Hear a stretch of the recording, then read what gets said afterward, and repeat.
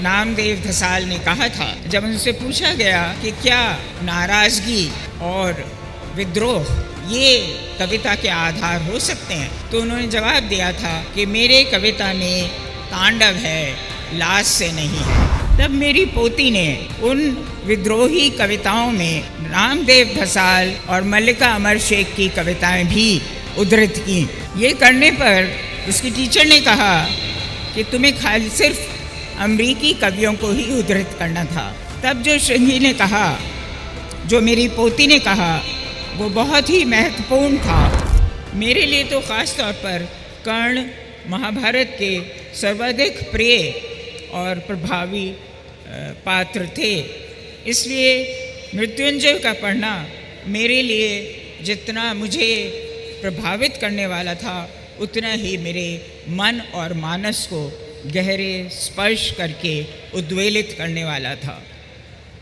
वो एक बड़ा मेरे लिए अनुभव था, जिसके कारण मेरे मन में मराठी साहित्य के लिए और भी प्रशंसा उत्पन्न हुई। उसके बाद मैंने उनका 1997 में छपा छावा भी पढ़ा, छत्रपति शिवाजी के बेटे संभाजी के बारे में जो है। बट जाहिर है कि मृत्युंजय की तरह उसने मेरे हृदय की घंटियों को नहीं बजाया, मगर वो मेरा अपना निजी एहसास था। पुस्तक से वो कुछ कमतरी नहीं करता।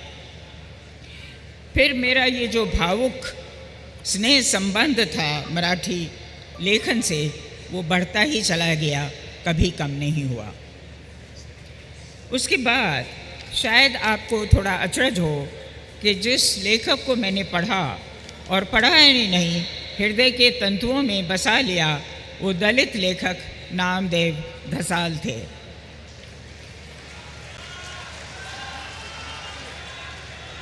और उनकी पत्नी मल्लिका अमर शेख की भी कविताएं मैंने बहुत मन से लगकर पढ़ी। एक वाक्य जो नामदेव धसाल ने कहा था, जब उनसे पूछा गया कि क्या नाराज़गी और विद्रोह ये कविता के आधार हो सकते हैं, तो उन्होंने जवाब दिया था कि मेरे कविता में तांडव है, लाश से नहीं है।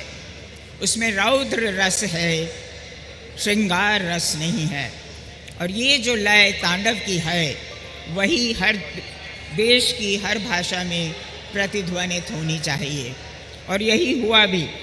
1980 के बाद से हम सभी जानते हैं कि कवि, लेखक और उसके अलावा एक मानव कार्यकर्ता की तरह नामदेव धसाल का नाम पूरी दुनिया में जगमगा रहा था।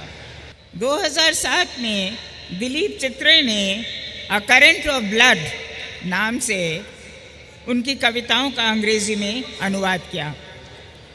उसके बाद तो वो जैसे तमाम राजनीतिक कार्यकर्ताओं के लिए, दलित कार्यकर्ताओं के लिए और दलित विभेद को मिटाने के लिए तत्पर लोगों के लिए, दलित अस्मिता को उजागर करने वालों के लिए वो एक बाइबल जैसा बन गया। सभी उसको उद्धृत करते थे, वो उनके लिए एक धर्म ग्रंथ बन गया था। इससे जुड़ी हुई मैं एक निजी घटना आपको सुनाना चाहती हूँ। एक निजी बहुत दिलचस्प किस्सा है।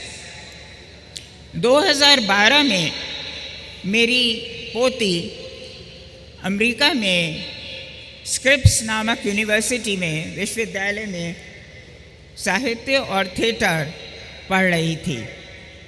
उस समय उनकी टीचर ने उनसे कहा कि वो स्पीकिंग पोइट्री, जिससे उनका मतलब प्रोटेस्ट पोइट्री से था, मंचस्थ विद्रोही कविता से था, उस पर लिखें। तब मेरी पोती ने उन विद्रोही कविताओं में नामदेव धसाल और मल्लिका अमर शेख की कविताएं भी उद्धृत की। ये करने पर उसकी टीचर ने कहा कि तुम्हें खाली सिर्फ अमरीकी कवियों को ही उद्धृत करना था। तब जो श्रृंगी ने कहा, जो मेरी पोती ने कहा, वो बहुत ही महत्वपूर्ण था।